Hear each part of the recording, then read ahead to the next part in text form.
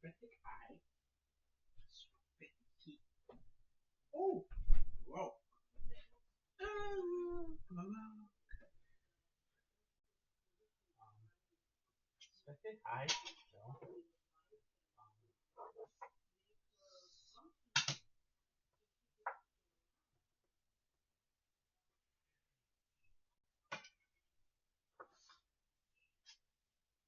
Whoa.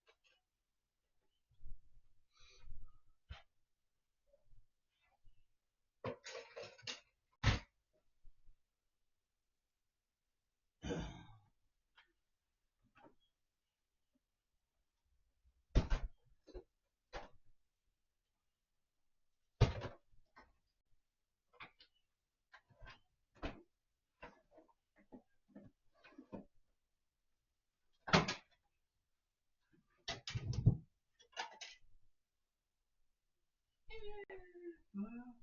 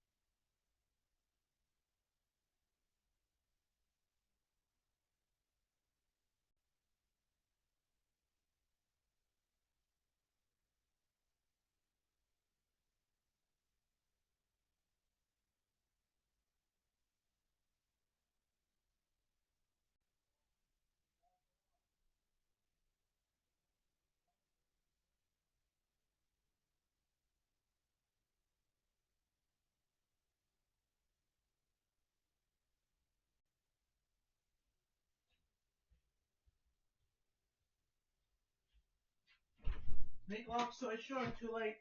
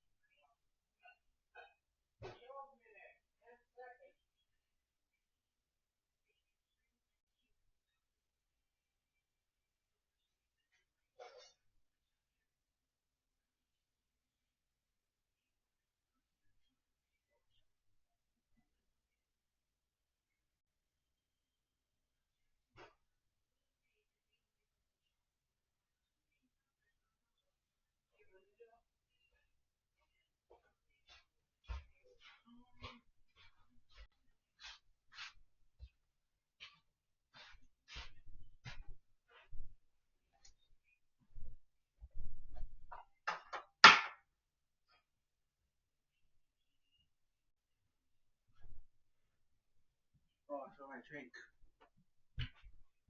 Hold on a second.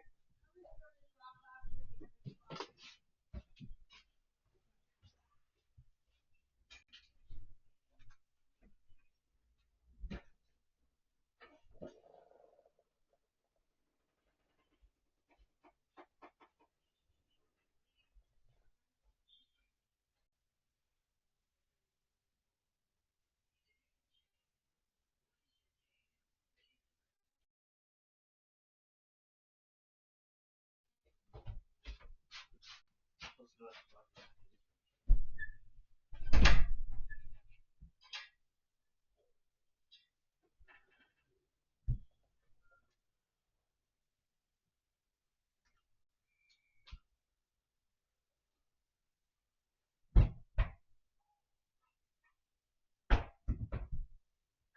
I tried finding the disc, but I couldn't, you know? That was here, you know, like, back here, you know? I couldn't find it, you know? I'll watch it here, okay? Not that. This one. Getting used to it, you know? Toast flour. Ready such. Narration there? Perfect plumbing? Yeah. You watched it already, so I did. I watched a couple of minutes of it. I'll only rewind it again, you know? You know? Yeah. All the way to the beginning. Perfect Plumbing Plan, a Build original series brought to you by SharkBite. Hi friends, Matt Reisinger here with the Build Show, and I'm excited to kick off our new series, The Perfect Plumbing Plan. We're partnering with a company whose brands you already know from the job site, RWC. They're the makers of SharkBite, HoldRite, Cash Acme, John Guest, Eastman, and EasyFlow. Under one umbrella, RWC can give contractors almost everything they need for a potable water system. From the meter all the way to the fixture, all backed by one warranty and over a century of combined innovation. Let's break it down. SharkBite is the leader in push-to-connect plumbing.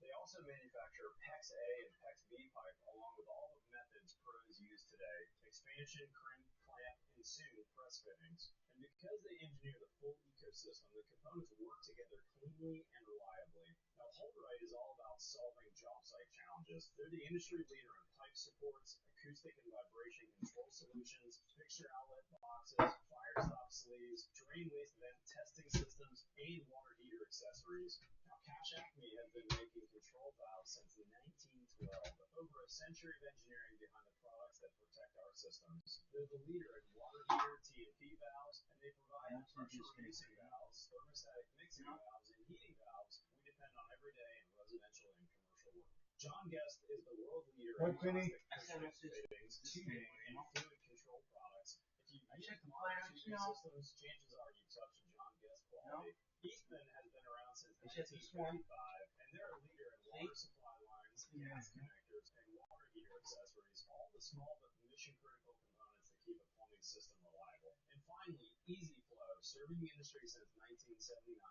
offers a wide range of plumbing products and kitchen and bath accessories that builders and remodelers rely on every day.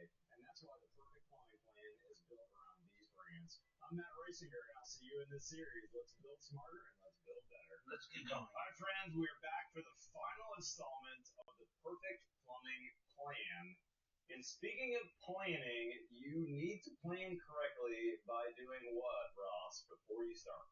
Water quality. You got to test your water quality. The very first thing I recommend for any homeowner is they always ask, well, is my water okay? Do I need to put filtration in? We can't design any filtration system unless we test the water quality. What's in the water dictates everything you need to know about the filtration system. And interestingly enough, all three of us have some amount of water conditioning at our houses currently. And all three of us for this series said, hey, let's get our personal houses tested. You know, it's been a long time since I've looked at that. And I got to tell you, when I got my results back, I was a little surprised by a few things. Yeah. I knew that I had high water hardness. I've got a lot of calcium in my water. I had an old house that had a ton of scale right across the street from where I live now. But what I didn't know is that I actually have some arsenic in my water. Now, it's well below the EPA regulated levels, but it was one of these things that really surprised me. Was there anything, Eric, that surprised you in your test? Yeah, actually, I didn't know this. I have had my water tested before, maybe not to this same level of testing that they performed for us this time around, but there's lead in my water and uranium. Wow. Crazy. So I'm going to look further into that. Yeah. How about you, Ross? Yeah, I was high on chloroform, which is one of the breakdowns of chlorine. And so I think they're using city water for disinfecting regions as a byproduct. Check if it was here, you know, it's not here, you know. Higher than I expected, well below the EPA threshold. We'll look in a little while, Ben. Okay, so if we're talking about planning and the perfect plumbing plan, let's talk about the most common ones, and then we're going to break down a few of the less common ones, because honestly, we really need to know these things before we start building, or, certainly we can retrofit. Eric does this a lot, but I'd much rather know before I break ground on construction what I'm dealing with and what I'm going to need.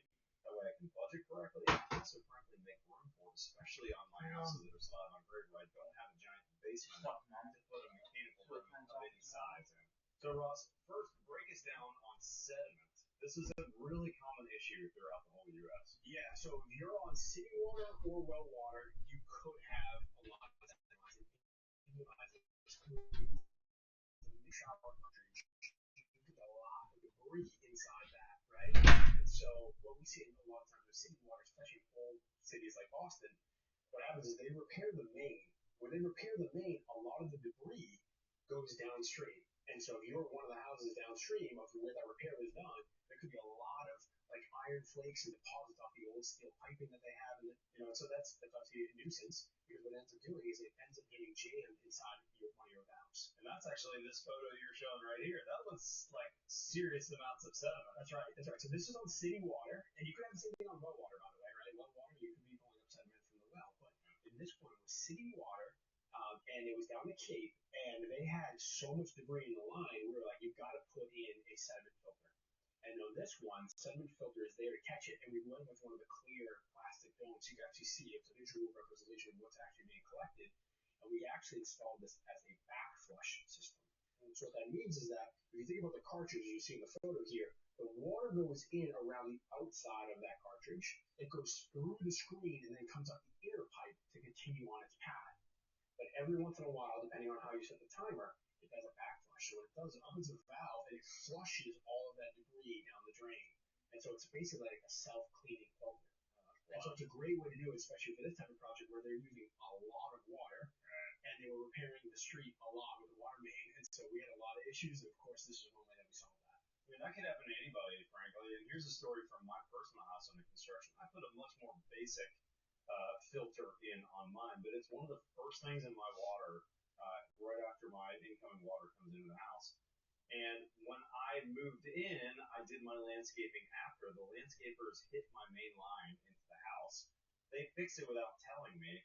A bunch of sediment came into my plumbing, and I have a clear cartridge like this, and you could see all the dirt that it caught. And I was so thankful all that dirt didn't get into my house. I would have had to pull every single aerator off, every single filter on my thermostatics. All that would have been a massive pain. Instead, it was all stopped right there. Yeah. Next, let's jump in, I think, probably the most common type of conditioning, and that is conditioning for hardness. Eric, you've dealt with this a lot. Give us the basics on what we need to know when it comes to hardness, and what have you used to help correct this? The most common type of water treatment we see in my area, whether it's for a rural area or municipal, would be ion exchange.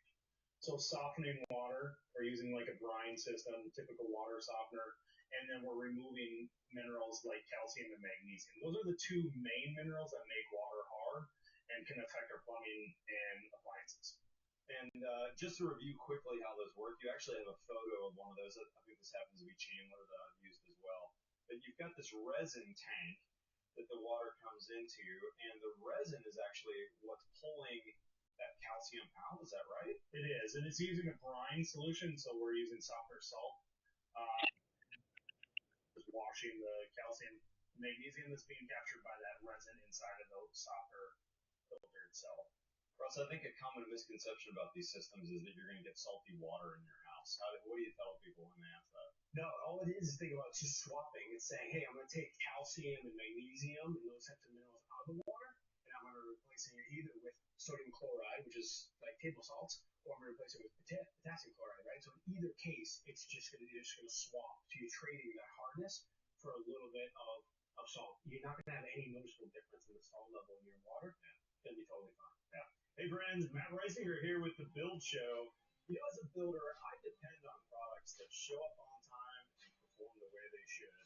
And that's why I trust Legend Valve. Their plumbing products are engineered for reliability, which means fewer leaks, fewer callbacks, and happier homeowners. Their press fittings save me serious time on site.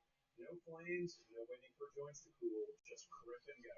Legend uses dezincification resistant brass, so I never have to worry about corrosion years down the road. Every product meets or exceeds the major plumbing standards, exactly what you want in behind your walls. And with options from radiant manifolds to PEX and PERK tube systems and ball valves, I can source my entire mechanical setup from one trusted brand. Their 24-hour shipping and no restock fee policy, now that's true builder-focused service. Plus, being employee-owned, you can feel the pride in every fitting they make. Legend Valve fits perfectly into how we build performance, precision, and products built to last. To see their full line of valves, fittings, and press systems, head to legendvalve.com and start building smarter with Legend Valve. Now in this photo, there's another unit where we've got the two softener-looking devices. The one on the left is a water softener. You can see the brine tank there. It's a little bit shorter. The one on the right is actually an iron filter. So that's another thing we see in upper Midwest is iron typically out of wells. And that's treated at the municipal level, so my municipal customers, city water, don't have to typically deal with that. An iron filter, though, is a little bit different. It does have a media. It does not use a brine solution for that ion exchange. It uses aeration, or oxygen is injected into that unit to capture and oxidize the iron and make it cling to the filtration media, similar to what's in a softener, and then that's just flushed out. So we do a flush every few days, depending on how many gallons of water they go through and their iron levels. Now, an iron filter is very common in the rural areas in central Minnesota where we're servicing. Also in this photo is that big blue cartridge hanging on the wall. That's a sediment filter. It doesn't have the nice clear housing.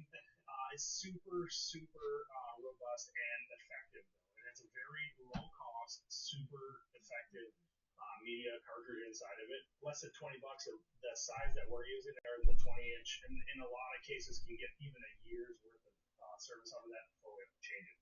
They install with our softening equipment.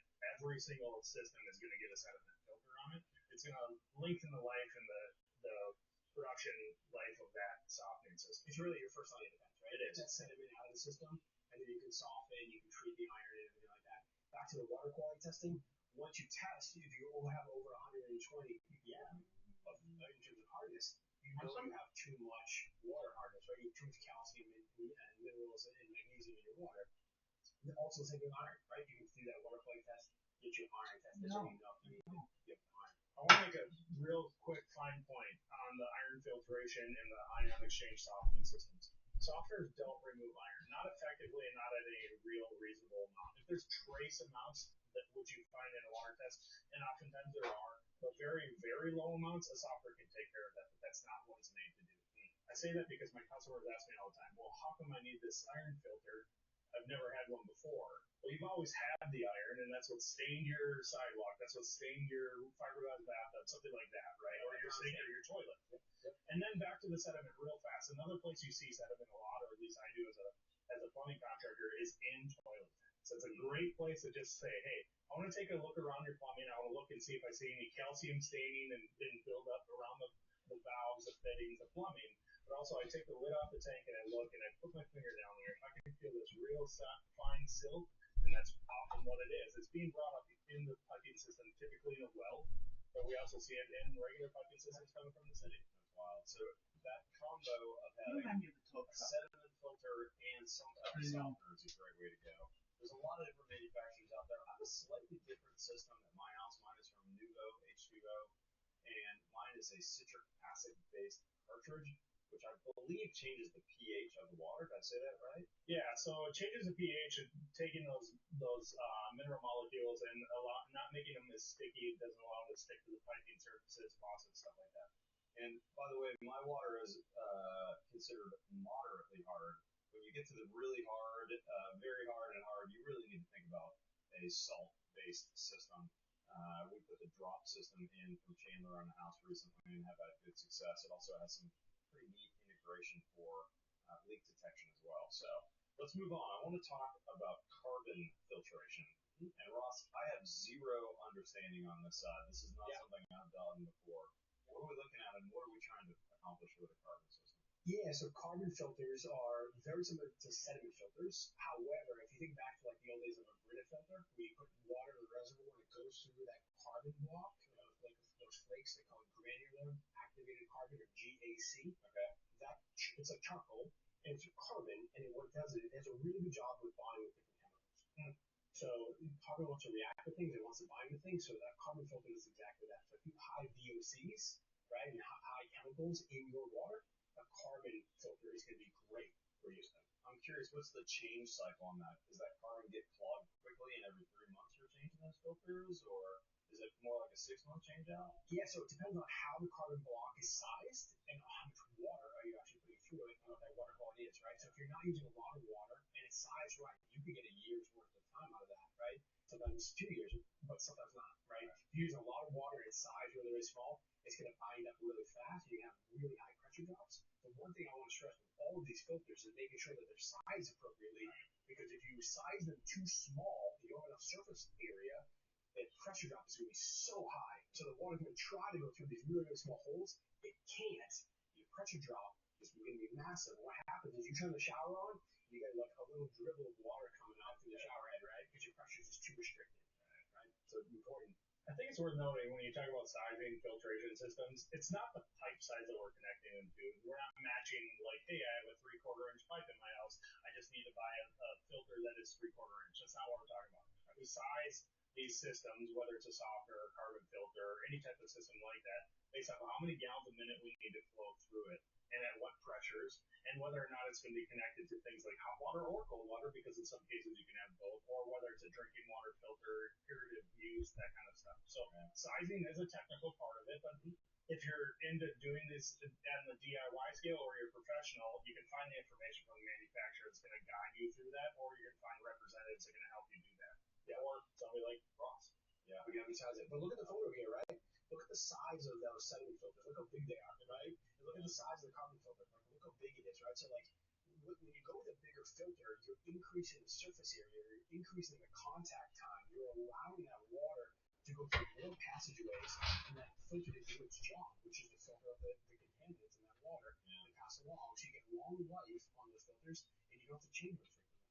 So just to make sure I understand it, the 3 tall black tanks, these ones right here have carbon in them, but they are designed for like your PFAS, your like forever chemicals. oh wow, And it's basically a modification to your typical carbon filter. that's cool. Those ones. Okay. Yeah, and if you go to the next one, we've got our carbon filters right here. Those 2 separate canisters on the right. Yep.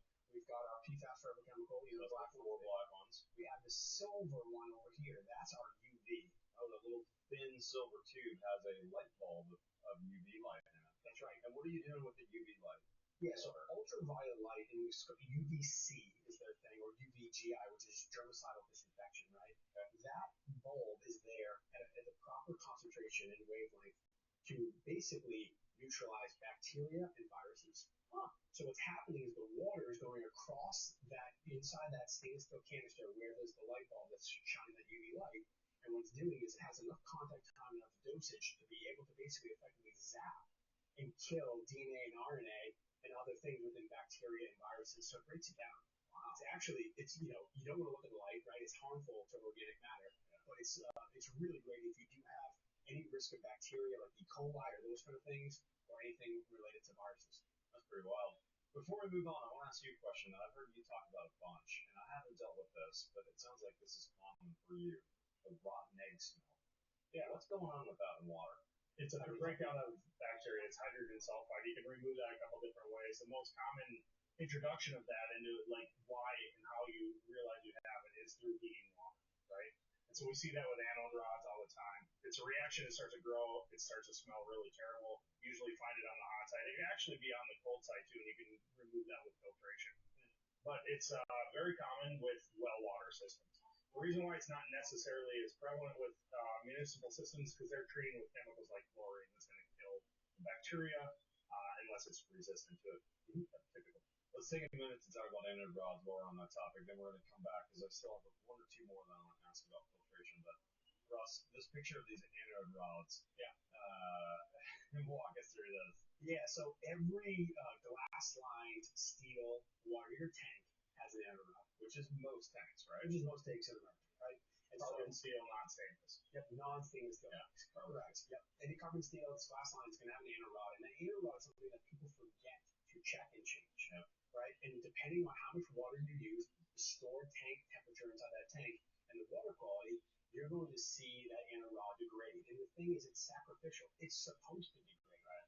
You want the water, which is really reactive, you want to react with the anode rod and not with the lining of the tank. Right? So basically, the anode rod acts as a sacrificial item.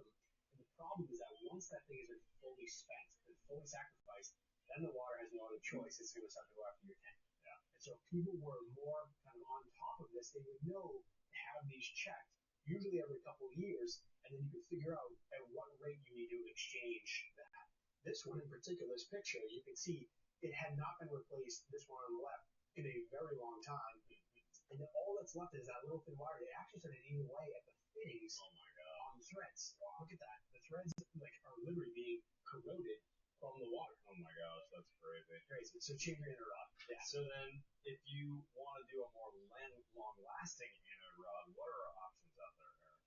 Power anode rod. They're very easily to. You can get them just about any plumbing supply. You can buy them online. They're very effective and they're relatively low cost. But what it is a low voltage 12 volt transformer that just supplies current to a titanium rod that's inserted in exactly the same way an anode rod is installed at the factory. Shorter, it screws in the place of the old or existing anode rod, and then it's electrified through that small transformer. Those typically last the life or longer than the tank itself, but putting it on the tank is going to make everything last a lot longer. They're really effective. They're really great at ridding the problem with that hydrogen sulfide. And a lot of my customers, it's offered immediately when we're doing tank water heater replacement. They just say, hey, we include this, it's in the price, it's going to make everything a lot better for you if they say anything at all about having the smell in the water. So a couple things I would say from planning purposes, consider a stainless tank if that's an option. Look at tank units that have a powered rod either included in the box, like as part of the unit, as several of them do, or ask your plumber when they've been to the job, hey, add a powered anode rod on this. If you're going tankless, you may not need it. Sometimes you have a stainless steel exchanger, sometimes a copper exchanger. Remember, there's other maintenance that's involved in those. Those aren't maintenance free. You do need to flush those on a regular basis. If you have hard water, you're going to flush your tankless quite often. I have a ton of old videos about that. If you have soft water, not nearly as often, but it still is necessary on occasion. Yep. Heavy metals too. Let's talk about RO. Okay, let's talk about RO. Yes, we missed that one. Let's hit RO. Yeah, so if you do your water quality test and you actually have a high level of, let's say, heavy metals, right? Like let's say arsenic or something like that. Which, as a matter of fact, I do at my house. Your best solution there is reverse osmosis or RO systems. And with those, what you're effectively doing is you're putting the water across a molecular sieve, which is basically like a really, really tight filter. Okay? So when you pressurize that water, you're going to force water molecules through, but the heavier stuff stays back. Oh, wow. So RO is super energy wasteful in terms of we have usually a dump ratio because you have to bleed water off in the drain. So that's a negative to RO. Okay? It really works for small volume, just like your regular drinking water faucet, like that. Really, you wouldn't do a whole house RO, in other words. No, that would be too much. But yeah, when that's sized right and done right, you have really, really good water quality for your drinking water in your house, and RO is the best way for that. Okay. What do you think about that, Eric? I'm curious. The only downside, really, honestly, is two things. The wastewater, because it takes more water to produce a gallon of water. You're wasting water going down the drain. This is a personal opinion now. It's not my preference because when you filter with RO or reverse osmosis, you remove everything out of it. That includes flavor. So there are some the calcium, the magnesium, the different minerals in the water need to either be reintroduced or you have to be okay with having water that has zero taste. So not a bad thing. It's just an RO system right there? yeah, the one on the left here is the 3 canisters. That's your RO right there. There is a dump down to the drain, but the thing on top there is actually a mineral block. So you're remineralizing the water after it's gone through the RO process. Then it goes through these 2 expansion tanks, so it has a stored vessel there. These are just like these tanks here, potable water rated, and then those PEX lines run out to the drinking water station, so you can fill up your, Okay, so that's not a whole house solution again, even though it's quite big. This is really like a point of use of the kitchen sink kind of thing. Yeah. What I like about that is that all of the possible fittings that could leak someday are downstairs rather than under your kitchen sink. So the more accessible that we can make things, the more available we can make things in terms of serviceability. So I can bring Eric over and say, hey, how old is this? We might like you said replacing this before its lifespan's over, before there's an issue. Happy. Ross, did I miss it? Oh, I missed one. Radon. I guess. Talk to me about radon. What would we do if we have radon in our water? yeah, we're typically going to radon in air, right, in basement systems, and then getting into the house that way. But yeah, if you are, especially on well water, you could absolutely have radon, right? So when you have well water, the radon can get into the water supply, then that water supply is pumped into the house. If you don't test for it, right, you might have high radon. There are radon mitigation systems for water. And effectively what it's doing is it's taking the water, it's putting it into basically a large tank with air.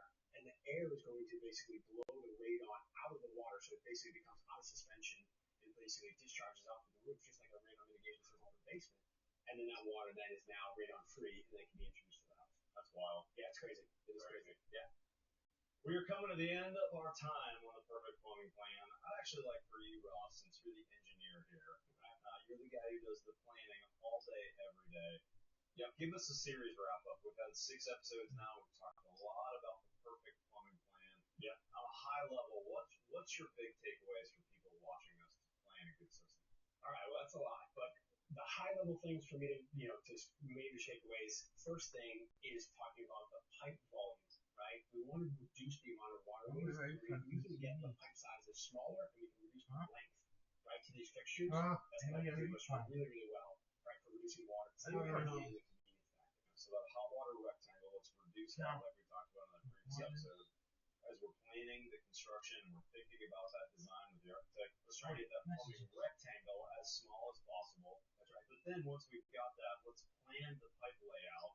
We gave you guys 3 methods: chunky branch, manifold style, or the single loop recirculation going around, which we of course really like that. We think that's probably the best bet. That's right. For most houses, I think that's the way to go. You got a really compact, really good layout, centralized location for your water heater, and really short runs. Then you may look at a manifold style or a hybrid, style like we're talking about. That's right. So if you have that like east-west part of the house, you may look at 2 water heaters, right, from left side, right side, or point of use, like we talked about, at that far end. But I think most solutions are going to be solved with a domestic water recirculation pump. Putting in one, we talked about the Grumpus one, that has the built-in controls and the smarts kind of built in. It's NSF approved, it's ready to go, it's 38 watts of max power, something like that will allow these systems to actually have a chance to get in hot water to these fixtures really quickly. Yeah. Anything else we missed on that? That's a good wrap up. I think that's good. Pretty impressive. Yeah, heck yeah. Eric, final thoughts on the series? I want to thank Ross for joining us. This was really fun. I've learned a lot already. It's we don't often get to hang out with the engineers, the really smart ones. We're geeking out. And I think the 3 of us want to say a big thanks to our friend Gary Klein out there too. Gary's been a mentor, a friend for all 3 of us. He's done some amazing work over the years, some great presentations. Gary couldn't be with us for this series, but we want to say thank you, Gary, for all you've done for the industry. You just Google his name, you'll find his articles in the trade magazines over the years. You'll find his video from Build Show Live 2024 in Austin. Fabulous guy who's done some amazing research over the years, and a lot of what we did today was based on Gary's work. That being said, guys, go follow these guys on the Instagrams, and of course, go check out our other plumbing-related videos. Eric's got years of content for you to watch over on thebuildshow.com. With that being said, thanks for joining us for the Perfect Plumbing Plan. We'll see you next time. The Build Show.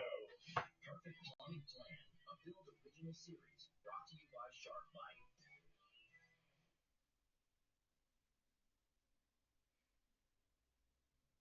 Get the next one. Mm-hmm. What's the next one?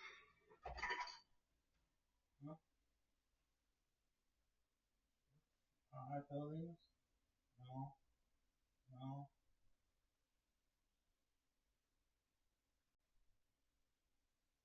Most guys can swim a week ago. Serious? That's serious. You got something there? Yeah, podcast. So Serious Keto video podcast. If you notice that my voice sounds kind of a combination between a little sinusy and a little bit gravelly, it's because I am just past 3 weeks of having this new influenza virus. I didn't get tested, so I don't know specifically that it's this H number, M number, substrate K. That's all I remember of it, the H and the N and substrate K. But I've seen the checklist of all the symptoms, and I've had them all. And from what I've read from some of you, my viewers, and other sources online, it seems like the life cycle of this is about 3 weeks, and I just passed 3 weeks. I'm feeling a lot better, but not sounding super great yet. Hopefully in the next couple of days, I'll be back to 100%. One of the things I do kind of value, I don't know if that's the right word, but in being sick is, especially for like a longer period of time like this, is you really, really develop an incredible appreciation for how good it feels to be healthy. And with keto, I found generally when I'm sick, it's like a day, 2 days, something like that. And, you know, I'm not immune to every disease out there because of keto, but I have found that versus pre-keto, I get sick a lot less. So this thing that's been getting me for 3 weeks, oh, it's been rough. And it's hard to sleep. I'm really looking forward to being better. And to that end, this is probably going to be my final video of the year, just so that I can rest up for the rest of the year, take care of some administrative tasks that need doing with Serious Keto and just in general on my PC. There's a lot of stuff that needs cleaning up on my PC in terms of videos, pictures, not just Serious Keto stuff, but just in general. I'm sure there's a ton of duplicates. I've got files everywhere on my PC, out on various cloud servers. I really need to get all that organized. Unfortunately, that's sort of a low impact type of an exercise that I can do while still not being at 100% health. But I don't know if you even care. But I just thought I would share that with you. Anyhow, like I said, probably the final video of the year. And not only is it going to be the final video of the year, it is probably going to be fairly brief. So one of the cool things that's going on, and this does sort of dovetail into Serious Keto, is each year we buy half a cow. Last year we split it with Connor and Courtney. They each got a little bit, and then we got some. This year we took the complete half cow. And let me tell you, there is not a square inch of space available in my big standing freezer in the garage. It was almost like playing Tetris with meat, just trying to see if we could get it all in there. So that's pretty cool. I mean, it's cool for a couple of reasons. First off, it is expensive in one lump sum. But if you have the opportunity and you have the freezer space and can find a local farmer, it's totally the way to go. Because my total cost per pound is less than $5. That's for all the meat, you know. So whether it's a ribeye or ground beef or whatever, I'm paying less than $5 a pound. So totally the way to go if you can do it. Like I said, you got to have the freezer space and you got to be willing to you know, spend almost $2,000 once a year to get all this meat. But the offshoot of this for Serious Keto is you're probably going to see a lot of beef-related videos in terms of cooking videos in the new year because I got to use some of this stuff up. I mean, which is a good thing. I've talked in the past about how I'm not a big fan of Facebook and why I don't post a lot out on Facebook, and especially in the keto food groups. Between some of the AI-generated stuff and the just fake pictures and bad recipes, that just you can look at a recipe and know that is not going to turn out. If you've done any sort of keto cooking, especially keto baking, it's just obvious that this is not going to be a good recipe or that the picture is not representative of what they're claiming it to be. And this makes me kind of sad because I think it's a disservice to the keto community. For people who are new to keto and they get out onto Facebook and they see one of these keto food groups and they get in it, they see these recipes and they think, oh, wow, I can make this. And it's not going to turn out at all like it looks. And I got a few examples here. This is kind of amusing. So first off, check this out. Keto crab rangoons. Look at that picture. That's mozzarella melted on toast. I'm not sure how that's a crab rangoon. And these are real. I'm not making these up. These are actual screen captures from the Keto Recipe Food Network group. This next one, Keto Cajun Faux Tato Salad, Cauliflower Potato Salad. Look at that picture and tell me where you see any cauliflower. That's potato. Finally, there's this keto bread recipe. Now, I have baked a lot of bread. I probably baked bread in a non-keto way for 25 years. I love baking bread. I love making all kinds of different varieties of artisan bread. And that's what this looks like. This looks like real bread. And if you look at the recipe and you see it, any of you who've done any keto baking, you can pretty much just look at this recipe and say, no, that is not the same thing that's going to produce that bread. So basically, when I see a recipe out on Facebook, I'm more likely to click on a recipe that has sort of a crappy looking food picture because then at least I know it's legit. And it may not look great, but it might taste all right. But yeah, that's kind of why I don't hang out on Facebook very often anymore. The final topic of this very short podcast is going to be Christmas and Christmas presents. Sometimes I'll get a question from my viewers asking, what Christmas present are you hoping to get? Well, first off, I think I have everything I need. And actually I have most of what I want. There's not a lot of kitchen gadgets that I don't have. And if I don't have it, it's probably because I can't afford it. Like the, what's it called? The Control Freak. It's an induction oven or an induction cooktop. I think it's made by Breville. It's like $1,600, but it can maintain temperature as good as a high-end sous vide immersion circulator just on a cooking surface. Like I think within a tenth of a degree. And I mean, it's pretty cool. It's big, it's expensive, and I completely don't need it, and probably wouldn't use it very often. So I'm trying to think: is there anything else? Anything else I could possibly want? Mainly what I want is just to hang out with my family. To me, that's where I get the most happiness. I enjoy watching my children and my grandchildren open their presents. I enjoy us all being together. And very often in the past, we've had very elaborate Christmas meals, which means basically I spend all day in the kitchen cooking while everybody's off playing games. So I have proposed, and so far people seem to be bought in, that this year we do sort of a appetizers and small plates. So we have an appetizer or a collection of appetizers, then we open one present. Then we have another something and to eat, and then we open another present. I kind of like that idea. And then intermingling some family games and things like that. That's basically my holiday wish right there. But I'd be curious to know from you, what is the one gift, if there is one, that you would love to get and why? And also, do you have any special Christmas celebration that you do? Some special activity that you do with your family? I would love to hear it, and I bet the rest of you would love to see some of these things. Maybe it'll spark some ideas for next year Christmas. But that is going to be it. As always, I am so appreciative of all of you, the time that you spend with me, the time you spend leaving comments and interacting with one another in the comments, taking the time to click that like button. It means the world to me. And I just want all of you to know that you, in viewing this channel and in being a loyal subscriber, that's a great Christmas present. So thank you, all of you. Have a very Merry Christmas. And if I don't talk to you before then, have a Happy New Year. Thanks for watching.